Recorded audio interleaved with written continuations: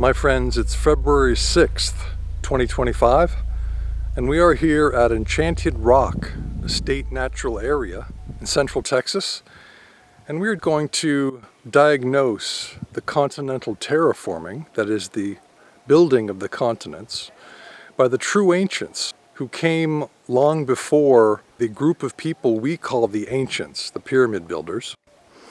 So we have the continent builders first, and then other groups came much later to repurpose the true ancients' crystalline continental concrete. The ancients built their pyramids out of blocks that they cast in situ from powdered crystalline continental material. The continent builders got their material from the ether, as Tesla told us. He said that we would one day learn to whirl the ether to create matter, and that man's greatest achievement would one day be to build planets, to create worlds from the ether.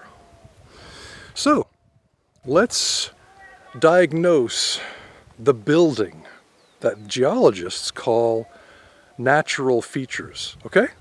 We're gonna have a lot of fun. The first thing we see is this straight line seam in pink crystalline concrete. Let's go nice and slow for the geologists. They never looked at this. If they had, they would have said, why is there a straight line seam in igneous material, and natural igneous material? It's impossible. But here it is. You can see it right there for yourself. This dome complex is full of straight line seams. They're everywhere. Another one. They go for 10, 20, 30, 40, 50 meters. Let's just have a look at this one. See how far this goes. See it? Now, I want to be clear that geologists call this a crack. That's their only terminology, except they might substitute fracture, right? And then in substituting fracture for what this feature is in their lexicon, they might add the term joint, because this fracture is obviously joining two sections together, so they sort of have to call it a joint fracture. I have a different term for this. I call these joining features seams. This is like a seam in a garment. It holds two sections of material together. It's a seam. It is not breaking apart.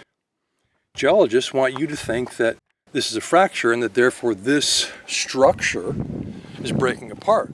And yet what we find is that the structure has no fractures, no cracks, no weaknesses. The only places we have a line demarcating one section from another is at a seam. So here's a seam. And this is rather straight, right? Rather straight. There's a little curve over here. And it doesn't look like the sort of seam that we would create. And here's another seam. There's no fracturing, no breaking apart. These are strongly joined sections, right? But it's curving right here, and it meets the straight line one there. And that rather interesting. So here's the straight line seam, another straight line seam, and it meets that other seam at a curve. Interesting, right? Let's get a photo of that. The continent builders were extremely sophisticated, and they could play with the material. They could make curves if they wanted to. There's some curves right there, and now it goes to a straight line. Now I want to show you this feature, which I just noticed as I was talking. This falsifies geology. See this? That's my signature move right there. I pat the sides of the sections because this is supposed to be a fracture or a crack. This whole thing is supposed to be a fracture or a crack. And oh my God, it's breaking apart. No, it's holding together. And when we look at the interfaces, when the material is not flush, if it were flush, we'd have this meeting this, but this is a little bit higher on the left, right? So we can see this smooth, regular face, which could not have happened if this were a crack or a fracture, right? So we always see these smooth, regular interior faces whenever the sections don't meet flush. That falsifies the theory of geology right there. And so does this straight line seam. Obviously. I just wanted to start with the basics because anyone can see those. Of course, anyone can see the rest of it too. But as we're walking up to this incredible complex, we're walking up on material that is part of these massive domes. And we can see the straight line seams in the domes themselves. And then we come to the megaliths, okay? Now these are amazing. These are so big. And of course, earth sciences academics would say, there's no way that anyone could make a megalith that big. They're far too big to move around and place anywhere. But the true ancients had technology far beyond what we have. They were magicking matter out of the ether. It was not a problem for them to stack crystalline concrete megaliths on their domes. And that's what they did. So we have pink granite domes with seams in them, right? Here's the bedrock dome. More straight line seams, no breaking apart, no fracturing, perfectly integral, holding it together, just like two pieces of cloth on a garment.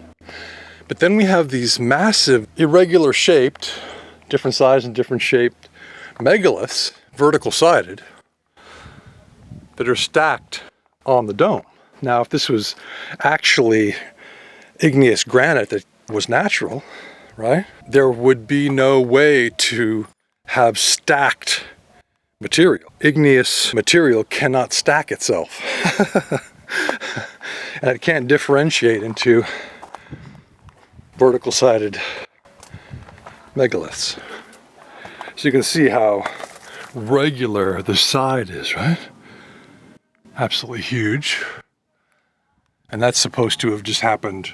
And they just say, oh, it just happened. So they don't explain what we see. The theory of geology does not explain the terrain. The continental terraforming theory, on the other hand, the continent building theory does explain what we see. Vertical-sided structures stacked on the dome. Now they're coming down, little by little. They've been coming down for centuries, millennia. We don't know how long. Beautiful pink granite. And we think, oh, well, the geologist told us this is natural. Must be natural. Well, that's just what some people talking. They didn't look at the material. They didn't think. They believe their textbooks. So let's continue the exploration. See what else we can find. There are springs, natural springs, in the crystalline concrete. The water does come out of it and then come down.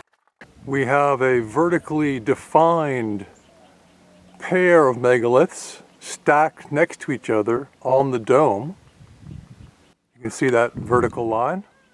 Impossible if this were natural geology. Igneous material has no way to stack itself, and it has no way to make vertical straight lines or any kind of straight lines in its material. Now, here's some much bigger megaliths. No cracks, no fractures, totally integral, as always. Really strong concrete, right? Super strong megalith. And then we come to this feature, which falsifies geology in several ways. So we have a vertical, virtually straight line in this megalithic structure. Now this is what I would call an open seam. I believe that this was held together for millennia by this seam, and slowly it's come open. But you don't see any cracking or fracturing anywhere to the left or right. It's just right here in a straight line, and fully falsifying geology, we have the regular interior face. See the regular interior face? The geologists, they've already scrolled away. They don't care. They have their education, they have their degrees, they have their salaries. They don't care. They're not going to look at this. They don't care. You're the only ones who are going to break out of the matrix by simply looking at the material. Going on a hike and going, what is this? Why is there this straight line with a regular interior face? Makes no sense. Makes no sense. Right? Let's get a photo. We have this regular face, interior. And on the other side, it's a regular interior face as well. Impossible for a crack or a fracture. You see, a crack or a fracture would find weaknesses in the material. It would be jagged. This is not perfectly straight, but clearly regular. Okay? I mean, but the geologists would just say it's a crack because they have no other option. But we see the regular quality of this, and the geologist will not look at it. Now, you'll notice that there's no cracking, no fracturing anywhere in this object. In other words, it's not coming apart. The geologists want you to believe that this megalith and its cousin over here are breaking apart, fracturing. Oh my God, look at this fracture. Really? Where are all the other fractures? It's lasted the ages, and it's going to last a lot more ages. We've already falsified geology, okay? It's done. But let's move over here. So that's where we were. And this is the next megalith, which is another pair of joined sections, but the joining area, which I call a seam, is also here coming open a little bit. So it's coming open, it's about an inch right there. But you can see the regular quality of the interior, right? See that?